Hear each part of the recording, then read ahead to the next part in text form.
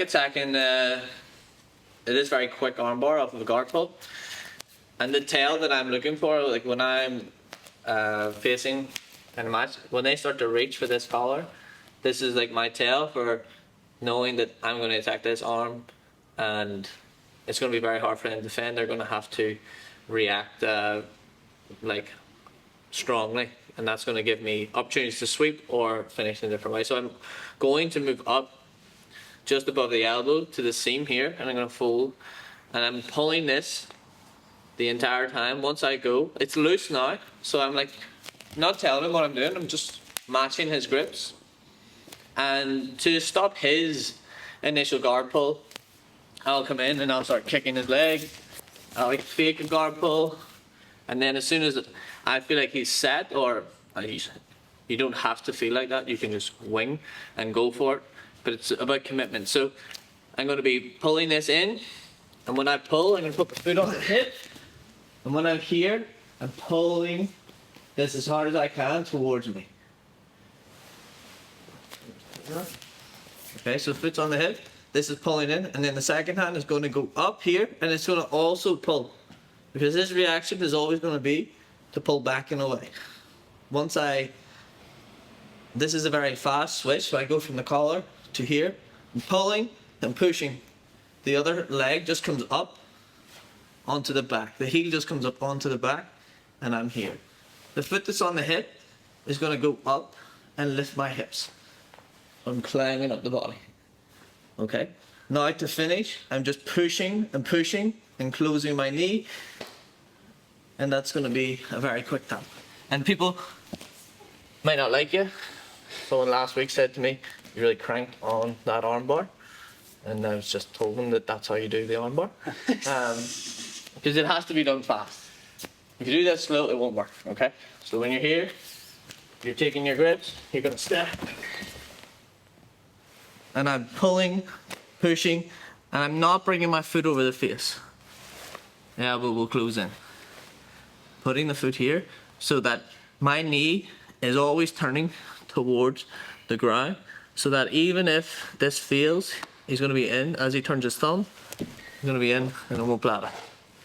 And then from here, we can work sweeps, and we can even go back to the other side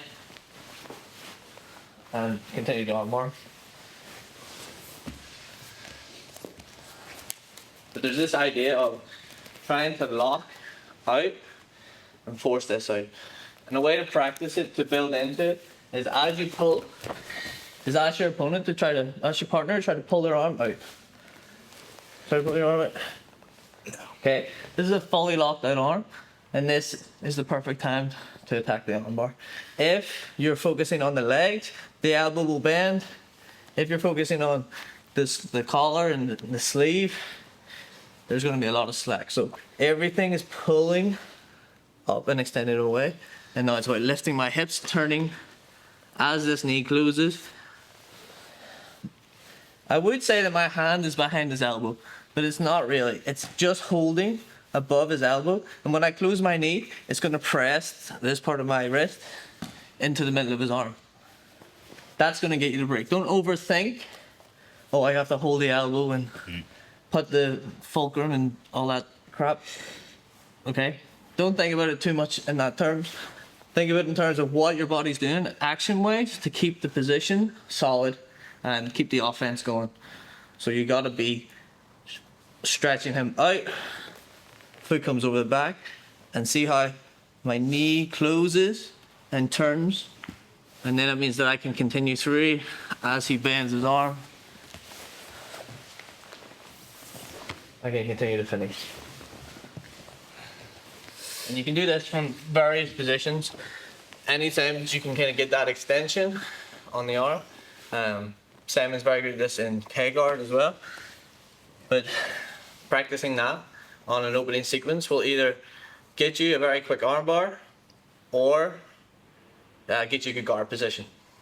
And so either is fine. Okay, so there's nothing lost, especially if you want to play guard.